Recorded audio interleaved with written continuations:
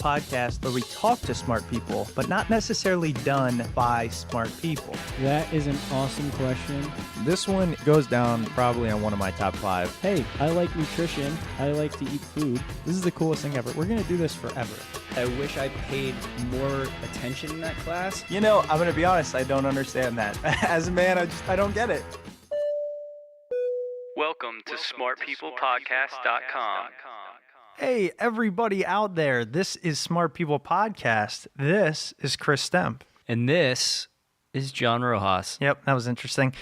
Today, we're going to teach you a little something about yourself. Actually, we're not going to teach you. We don't know anything. We don't teach anything. We just allow for teaching to occur. But Adam Grant, Professor Adam Grant, is going to drop some knowledge.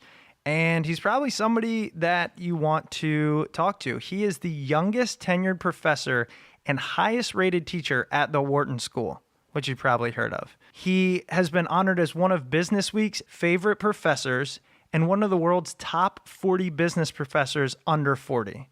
His consulting and speaking clients include Google, the NFL, Goldman Sachs, Merck, United Nations, Army, Navy, Air Force.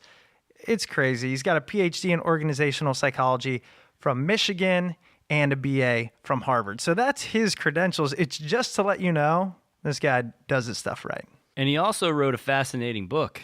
He did, and that's what we're talking to him about. Let's not forget to mention that. So it'll give you a little idea. The book is called Give and Take, A Revolutionary Approach to Success.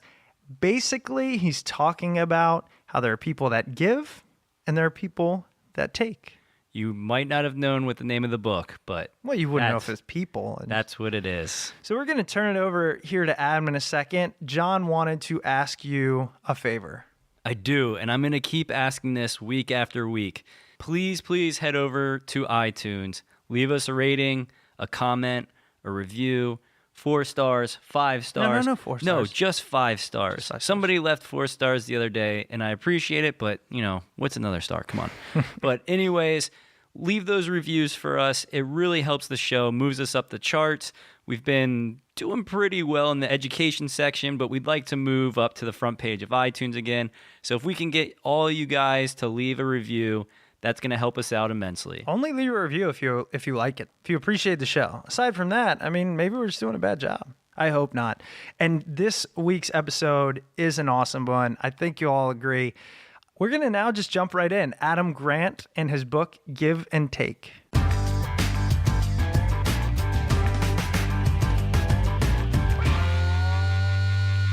Adam, thank you so much for being on the show. Give and Take is an awesome book. And like I mentioned a few minutes ago when we were talking, I've been doing my research, watched some videos, and read some more things. And truly, I find what you do intriguing because you obviously do it for a living, and I don't know much about it, but I feel like it's debatable. I don't know how I feel about your findings. Well, neither do I, but I try to lead with data and evidence and then let the feelings follow as opposed to vice versa. Well, and I don't even want to jump in yet to my own personal things. Before we tell everybody, could you kind of let us know what you talk about in Give and Take, specifically the reciprocity styles, which I think are fantastic that you lay out? Well, this is something that really intrigued me when I was doing some research on success. I was curious about how our interaction styles shape our performance and our promotions and even our salaries. And I found this overwhelming evidence that across cultures, across industries, there are these 3 fundamental styles that people bring to their interactions with others. So on one end of the reciprocity spectrum, we have the takers who are constantly trying to get as much as they can from other people and not give anything back unless they absolutely have to. And on the other end, we have these people that I call givers. And I'm not necessarily talking about philanthropists or even volunteers, but rather the kinds of people who enjoy helping others and frequently do it without any strings attached. Whether they're making introductions or stepping up as a mentor, or maybe just helping some colleagues solve problems or sharing some knowledge. What I find is very few of us are purely givers or takers in our work interactions. Most of us fall right in the middle of that spectrum as matchers. And if you're a matcher, you try to keep an even balance of give and take, quid pro quo. If I'm a matcher and I do you a favor, I expect an equal one in return. And if you do me a favor, I feel like I'm in debt until I've settled the score. I find all those really interesting, especially because Have you ever read the book The Psychopath Test? Yes, I have. And that is the one. I feel like it's like the antithesis of what you write about. You know what I mean? Sort of. Well, I think the implication of that book would be that, being an extreme taker, right, which is what only psychopaths can achieve, Right. is the path to the top. Right. And I would put a couple caveats on that.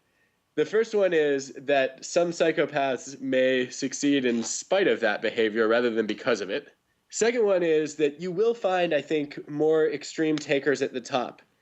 Because, in some cases, being a taker is really efficient. If you're in a very independent job where you're measured only by your own individual results, it could be seen as a sensible strategy to just say, look, I'm going to put myself first. Now, most of the world doesn't work that way, which we'll talk about. And then, I think the third reason that you might see this is as people gain power, you get to see more of their true colors. There's a lot of research showing that as we climb up the hierarchy, we feel freer to express our values and sort of act in whatever way we think is most appropriate. And I think this is an interesting reversal of what I write about in the book, because in general, most people are matchers in typical roles. But I think at the very top of organizations, you see the opposite, where you find many more takers and givers and far fewer matchers. And I think the basic reason is that matching is a strategy that people choose to play it safe. And once you're in power, you don't worry about playing it safe anymore. And so you either tend to express your self-oriented or other-oriented values. Obviously, you can put it much more eloquently than I can. That was fantastic. And so what you were saying is at the top of organizations, you have more takers than matchers. But do you have more takers than givers? That is an open question. I would love to see some good data on that because, we know a lot. And part of what I do in the book is focus in on success metrics, like how well do you do your job, productivity, sales revenue, etc. We have much less evidence on, how quickly do you rise up the hierarchy and how high do you climb. But, I would say that there are far more givers at the top of organizations than people expect. And part of the reason that a lot of us assume that it's mostly takers at the top is when you look up the organization, the takers are the most visible, right? They're the ones who are hogging credit and claiming the spotlight in the center of attention. Whereas the givers, when they climb to the top, are pretty comfortable sharing credit and sort of maybe fading into the background a little bit because they tend to put other people's interests or the organization's mission above their own egos. And so I think because of that dynamic, we tend to underestimate the number of givers that might be running organizations. And you basically answered my question right there, especially, I was kind of kidding when I said, I don't necessarily know if I agree with what you're saying. It's more so because takers have gotten this reputation, at least in my mind and in the hard-charging field of business, as being the ones that make it to the top. They step on everybody. And so it seems nice, and also I hope it's true, that givers actually tend to be the ones to really change organizations and to do the best work.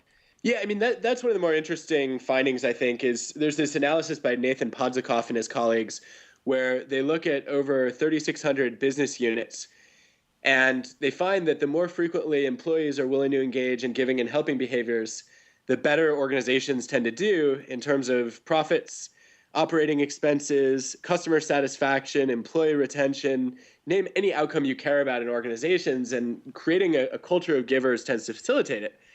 And you look at that and you say, okay, givers are these incredible resources for organizations. But unfortunately, in a lot of settings, they do that at their own expense. Right? They make their organizations better, and yet they sacrifice their own success because they get exploited by takers. They end up burning themselves out. And it's not very efficient or effective. But as you know, that's only half the story. Actually, I kind of know, but I know a lot of people don't. What is the other half of the story? Because I think that's a very important differentiating factor.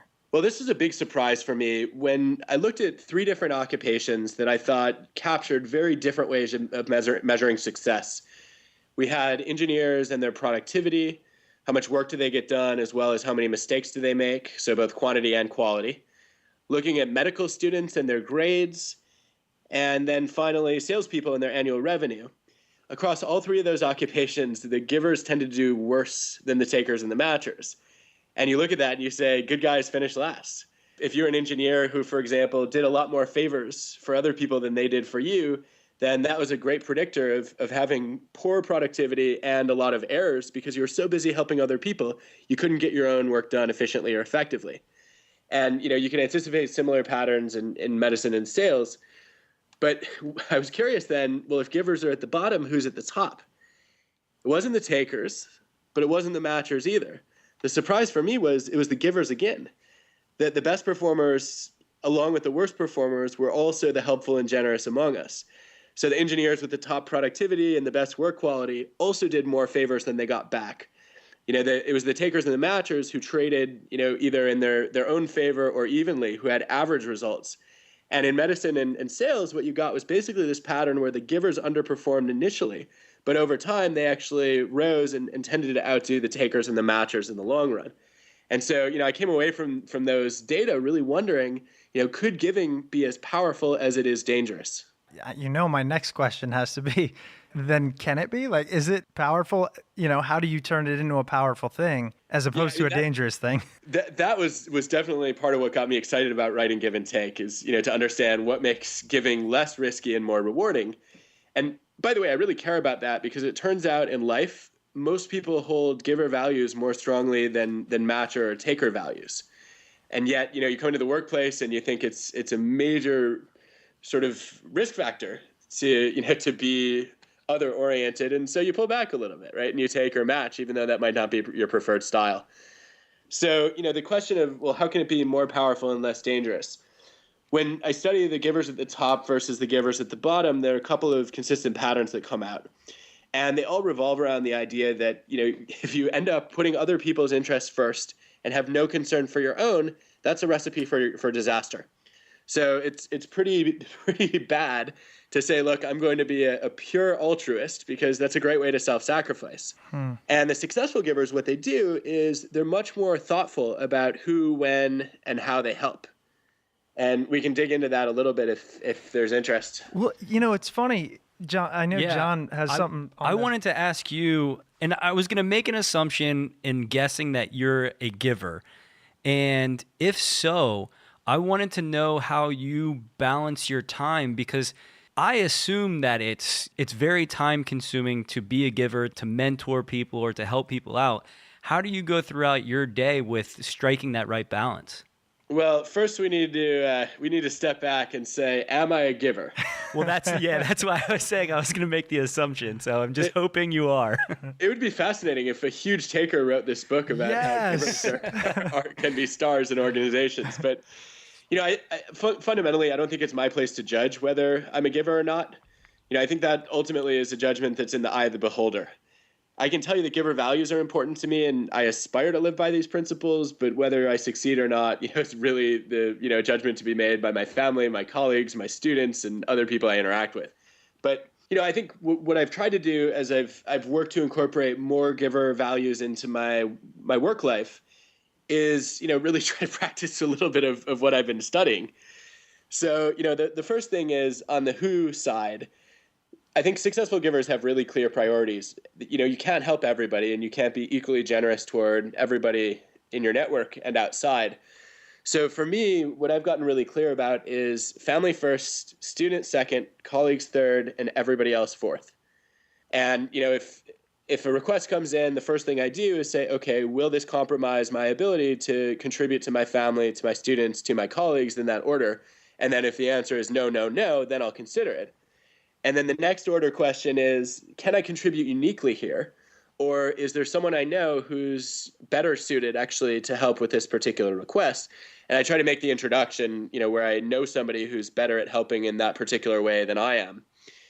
And then, the other piece of this for me is my wife has been sort of encouraging me for years to do a little bit more of what I ended up calling sincerity screening in the book, which is to say, look, you don't want to invest equally in all kinds of people. If you help takers, that's a great way to get exploited and stabbed in the back. And, she's really encouraged me to say, look, I'm going to help the givers who are the most motivated to pay it forward and the matchers who are, inclined to pay it back. And that actually creates a greater return on investment in giving because you're able to help more people if you don't help people who take advantage of you. I find that it's interesting. You use givers and takers, right? They're two opposite ends of the spectrum. And then the middle one, matchers, where it's more of the idea of connecting people as opposed to just being in the middle ground. Does that make sense? Yeah, it does. It's interesting actually, because when you look at the idea of being a matcher, fundamentally matchers believe in a just world. And they think that what goes around ought to come around. And matchers are actually the engine that causes, more often than not, takers to fail and givers to succeed. Because matchers hate takers much more than givers do. A lot of givers will see a taker and, say, well, gee, I feel sorry for this person, or, they obviously have not fully recognized that there are ways that you can succeed that don't necessarily mean stepping on other people. Whereas matchers look at this and say, wait a minute, a successful taker is a violation of a just world. And so they're really motivated to actually engage in reputational gossip and make sure that, people are forewarned about the takers around them. And matchers also can't stand to see givers acting generously and not get rewarded for it. And so they tend to really go out of their way to make sure that those who have helped them really benefit from their generosity. So I think matchers are really critical to protecting givers from takers. So in the end, it's really takers are the only ones that are evil, right? Evil's a strong statement. I think there is that group of takers who are psychopaths or sociopaths. Right. But two other kinds of takers for me are more common. One is a narcissist, somebody with an inflated but fragile ego who feels like you have to be better than others in order to achieve anything. And then, the other kind is somebody who used to be a giver or a matcher, but got burned one too many times and sort of learned the hard way. It can be risky to put yourself out there for others. And, a lot of the world is a dog-eat-dog competitive place. And if I don't put myself first, no one else will. The scary part is what your research found is, as a giver, there is part of that's true, right? If you give too much, you can end up at the bottom. And so I feel like some people might say, well, better to then not be a giver. At least I won't be at the very bottom. Yeah, I think that's a reasonable conclusion if your aim is to fall in the middle. And, I think that most of the people that we interact with are really passionate about achieving success. And not only that, I think part of the story is, givers, when they succeed, often rise higher than takers or matchers. The venture capitalist Randy Komisar had a really interesting way to put this. He said, at the end of the day, what he realized over the course of his career was it's easier to win if other people want you to win, right? So when takers succeed, other people are gunning for them. When givers succeed, other people are rooting for them. And, I think that really speaks to two things that happen to givers when they succeed that are really exciting. One is, this really strong relationship and reputation effect, that givers are respected and valued and appreciated. The other is, though, that it's just a very powerful source of meaning, that when you look at data on what gives people a sense of purpose at work and in life, the experience of making a difference and helping others is one of the biggest drivers. And so, if you want to feel like your work matters and, you contribute something that has lasting significance, then, giving is a different and maybe more rewarding path to success. And that's a really, I think, a good way of putting it, especially if you want to make it to the top. You have to be able or willing to take that risk, put yourself out there, do more for others, and hope that they recognize you for it. Yeah, I think that's a very nice way to sum it up. And it shouldn't have taken me 300 pages to say that, but that's what I meant. Yeah, well, you did it with a lot, like I said, more eloquence and research. But one of the things I was wondering is what, at that point, differentiates a successful giver, one that, I guess, I don't want to say does it the right way, but gets a little in return, versus a matcher? Well, I think that, matchers tend to make a couple of mistakes. And it's easiest to see this through the network lens that I wrote about a little bit in chapter 2 of Give and Take. So 3 mistakes sort of come out when you look at what matchers do as they interact with other people in their networks. The first one is that, they tend to make sure in every exchange that the score is evened, right? So they don't want to leave any credits unused or, any debts. And what that does is it creates a little bit of a transactional feeling. Like, I didn't really care about you. I was just, sort of trying to trade favors. And, what givers do by contrast is, they give without keeping track of what they're owed or what they've contributed. They really just pay more attention to what other people need.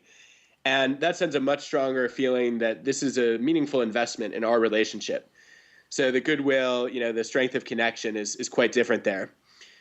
Second mistake that the matchers tend to make is they have a habit of more or less, sort of only helping the people that they expect to be able to get something in return from. Because that's the whole point of being a matcher, right? Is to say, well, I'm going to help the people who can reciprocate evenly, and that way, I can give to get.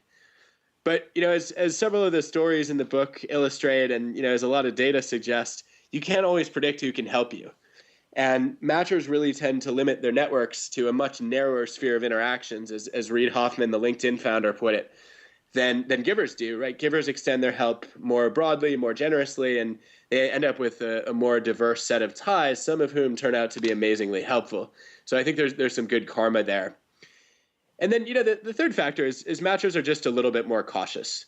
So, it is a play it safe strategy, and, matchers tend to do much more cost benefit calculation. And I think that sometimes that just takes them out of the moment of interacting and really building a sort of a spontaneous connection. As you're going through it, I know all our listeners are thinking this because it's pounding into my mind. I'm like, okay, wait, what am I? Right? And then if I am something, because you'll say something about a giver, I'll be like, oh, I'm that. And then a matcher, oh, I'm that. Is it hardwired? Is it something we make on a decision to decision basis? I mean, how does it work? Yeah, I actually think it's both, but it's probably best situated right in between. So for me, your style of give and take is basically a combination of your mindset in an interaction and then the behaviors that you engage in an interaction. And that gets aggregated across lots of different interactions and situations and moments. So, what we could do is if we wanted to follow, Chris or John, if we wanted to really know your style, what we would do is we would, observe you over the course of a number of days, interacting with lots of different people in different contexts. And then we would look at how do you treat most of the people most of the time. And, that's where I find at work, most of us have a default. But we all also have the capability to switch between these styles, right? We have moments of taking, like when we're trying to negotiate a raise. We have moments of giving when we're mentoring usually, but, other moments of matching.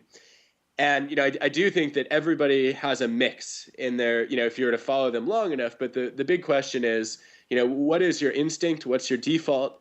And then, what kind of impression do you create in the eyes and minds of the people that you interact with? What Givers have you come across that you're just really impressed with? They've made it. It's a good story, kind of, one for the nice guy type thing. Well, there are a lot of them. And one of the challenges with writing the book was trying to figure out who to feature and who not to cover. Yeah. I could go on all day about some of the people who are in the book, and I think they're really outstanding. But maybe this is a neat opportunity to talk about a couple of people who are not in the book. So one who I've been really impressed by recently is Robin Scott. She's an entrepreneur in London who started One Leap as one of her ventures, and another is Intros. And I think Intros is one of the coolest concepts I've come across in a long time. The basic idea is, she was thinking a little bit about the people in her life and who had helped her out. And she realized there were some people who had opened extraordinary doors for her. And, then the connection sort of spiraled and, she followed through and never went back to report on how useful it was. And she basically took a day around the holiday season and reached out to all the people who had made introductions for her and updated them on the good that they had done and all the amazing things that were happening as a result. And, they were really energized by it. So was she. And she realized what we needed was a tool to track the connections we make, because connecting people is one of the easiest and most powerful ways of being a giver. So, the startup Intros basically allows you to BCC an email address anytime you send a note introducing two people. And then it will automatically set up a tracking system where the person can report back with feedback, and you can see the real impact of your introductions. That's really cool. It's such a cool idea. Yeah, I'm sure John doesn't. I'm surprised John doesn't know about it yet. Well, soon enough. I think the part of what I really liked about it was that it, in and of itself, it allows you to recognize other people who are giving. So if you're a recipient of an intro, one of the best ways you can be a giver is to show that person how the connection they made for you made a difference. And I think we're all so busy with many tasks and relationships that it's hard to keep track of these. And I thought intros was a terrific idea for capturing that, and very much from the mind and heart of a giver. A lot of our listeners, including myself, are at companies where we are put on a lot of different teams. I'm on a consulting team, and I was just thinking, how can I guess, identify and then not really take advantage, but, if I have takers on my team, what's the best way to work with those folks? And then if I have matchers, is there any advice that you can give to working with the different groups of people? Yeah, I think the biggest part of that is definitely the question of how do I work with a taker? Right. Which comes up very often. And I think there's basically a series of choices that you have to make. The first one is to say, how much do I think this person is a taker across different relationships and roles in their life versus are they just in a taking mode in this particular setting? The more it's the latter, the easier it is to turn their stripes and to think about, okay, I've seen them giving or matching in other situations, and how can I, figure out what are the triggers and draw them more in that direction. If they're in the camp of basically seeming to be a taker with most of the people they interact with, I think one option is to give them some really frank feedback. If their peers or subordinates, this is easier than if they're superiors. But I've worked with some people who have said, look, the best thing I ever did was to sit down with someone and say, look, either by your behavior or by reputation, I perceived you as only out for yourself. And, I don't tend to work well with people who operate that way. So it would be really great if we can find a more productive way to collaborate. I couldn't imagine sitting down with somebody And and you're being fired. like, and just saying, I've worked with you and you're a taker. Yeah, we do want to create a Takers Anonymous where, if you get nominated enough times by your colleagues, then you get sent for a little bit of reform. But no, I do think that as Doug Stone and Sheila Heen and Bruce Patton wrote in their wonderful book, Difficult Conversations, most of us are really reluctant to have these chats, but sometimes they can be quite helpful, especially if you can get down to the behavior and say, look, here's the action you engaged in that led me to think that you didn't care that much about my interests or the group. And, I think you'll have a better experience working with me if I don't see you that way. So please help change my mind. But there are lots of other approaches. And, I think one of them is make sure that you're more of a matcher when you deal with takers if you have a habit of giving elsewhere. Because, you don't want to be as generous with somebody who's just going to take from you as you do, with people who are motivated to pay it back and or pay it forward. That's a good point. And it makes me wonder, have you worked with anybody or heard of anybody that after learning about you, after somebody talked to them going, oh man, I'm a taker, I need to change this in order to just not even to succeed, but to be a good person almost? Yes, since April, I've been getting about 3 of those emails a week. Yeah. From people saying, I read your book or I came across your work, and I realized very rarely do they say, I am a taker. What they more often say is, I realized I used to be a taker and I'm in the process of converting. Or I realized, I was approaching this job more like a taker, or, I was thinking about networking, more in a taker mindset, and I realized there's another way. And I think that, frankly, sometimes one of the things you can do, which is very much what I tried to do in the book, is say, look, takers are motivated by self-interest. And it's possible to elicit really strong loyalty from a taker by aligning your interests with the taker's interests.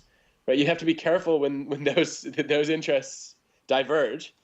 But if you can figure out what's important to that person and, make the behavior you want to see align with that, then, a lot of times takers will blur the boundary between self-concern and other concern and feel like, well, if our interests are the same, then, helping you is helping me. So, for me, that was part of why I kind of led off the book by saying, look, if success is what you're really after as a taker, you might find out that there's another way to get it that's more sustainable. That is some shady stuff. Now it's like playing on takers to get there's too much psychological warfare going on in all this. It does worry me a little bit that, maybe what we're doing is just arming takers to be better fakers. I like that, actually. That could be, the second book, like How to Disarm Fakers. Yeah. I think that would be a lot of fun. One thing that I heard you mention in a talk elsewhere is the 5-minute favor. And I think that's a really cool, quick anecdote that people can learn to become better givers, if you will. And I was hoping you could kind of go into that a little bit. Yeah, this is one of my favorite ideas that I learned about while doing give and take research. This comes from Adam Rifkin, who's a very successful Silicon Valley entrepreneur who started 3 companies and got $50 million of funding for his first and managed to retire in his 30s. Huh. And was named, he's back out of retirement now, of course, but he was named Fortune's best networker because he has an extraordinary set of connections. And he built them all by being a giver. And I was just, incredibly captivated by his story. So I did what's only natural in this connected world we live in. I stalked him. Yeah, you LinkedIn requests. Oh, yeah. LinkedIn, Google, Facebook. I was everywhere. And soon I was following him around Northern California, which was a total blast. But, one of the things that Adam taught me is he said, look, a lot of people think that to be a giver, you have to be Mother Teresa or Gandhi. But, that's really not sustainable for most of us mere mortals.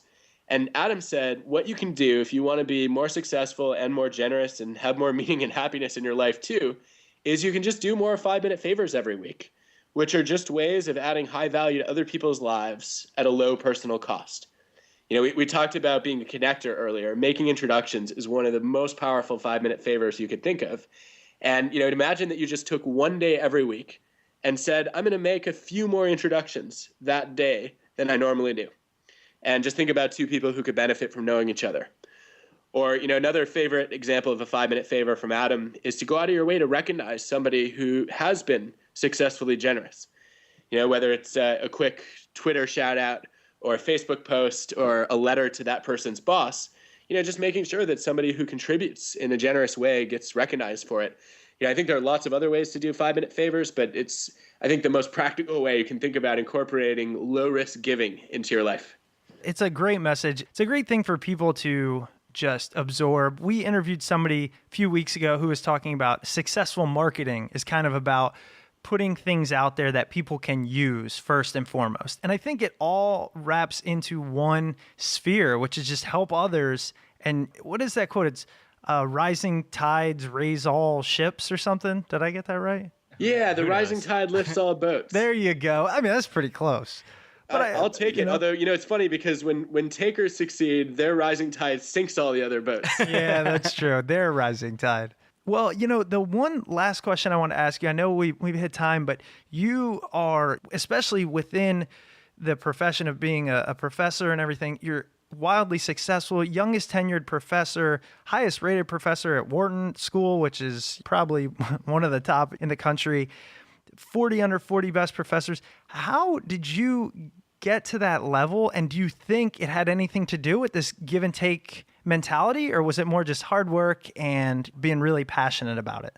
Well, you're overly kind in your praise. I think that whatever success I've had in my field to date, I think hard work and passion is definitely part of it. I think that I've also just been incredibly lucky. I stumbled into some terrific mentoring relationships with givers who really changed the way that I saw the world and inspired me to try to pay it forward. Brian Little, in particular, was my mentor as an undergraduate, and the most passionate teacher and encyclopedic researcher when it comes to knowledge and expertise that I've ever seen, and just always going out of his way to help other people. And I've tried to follow that model as much as I can.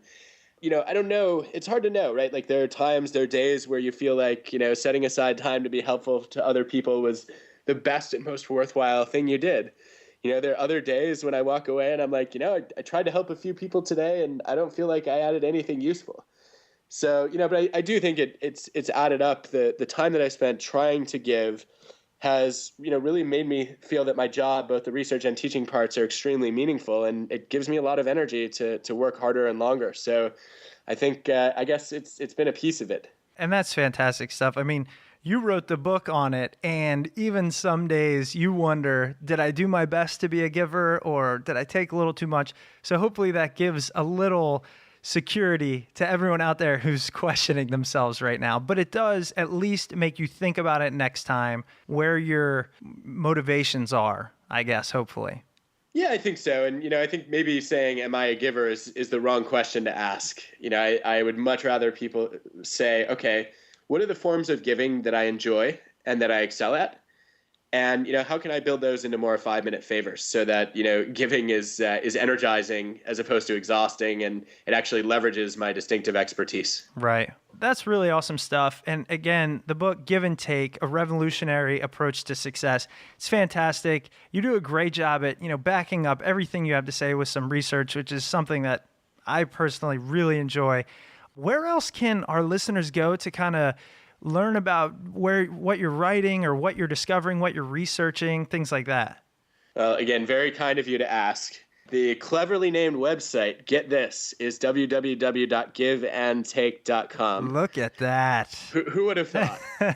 But you can find all the articles that I've written for popular audiences there, and some videos. And my favorite part is the assessments, where you can fill out a little survey to find out whether you think most often like a giver, taker, or matcher, and try this one at your own risk. You can invite other people to rate you anonymously, and the site will aggregate the feedback and tell you how other people actually see you. That is awesome. Yeah, we're definitely jumping on there right after Yes, this. that is happening. I did not know that was there. Now you just have to invite all the people who already think you're givers to rate you. Exactly. I'm going to go to all my best friends. Skew the results just a little bit, yeah. Well, Adam, again, thank you so much. Great stuff. I really appreciate you being on the show. And we look forward to the next book you come out that's going to be Takers, Not Fakers, right? Well, I think you guys should actually write that one. So I'll be writing Smart People podcasts. There we go. I love it. Thanks again. Have a great night, Adam. Really appreciate it. You too, Chris and John. Thank you. All right. Bye-bye. Hope you guys enjoyed that episode with Adam Grant. You can find all things Smart People Podcast at smartpeoplepodcast.com. We're on iTunes, in the Google Play Store. We are everywhere. Is it weird? I literally don't know what Google Play is. No, that's fine. You don't have Android. I don't expect you to know. But there are people out there. Shout out to all our Android listeners. Sure, yeah, definitely. Yeah, head on over. I don't know if you're aware, but we write blog posts about the guests we have on. Sometimes it's clever, sometimes it's good, sometimes it's not. We have some other cool stuff there, and you can click on our Amazon banner, stuff like that. Yeah, and we try to link to sites that they have and Twitter accounts, any of that kind of cool stuff. That's usually there. And if it's not, we'll get better at doing that. Don't worry. So we're trying to be givers here. We're trying to just give away this awesome stuff, and we truly hope you enjoy it. Make sure to tune in next week. Another great episode. Talk to you soon.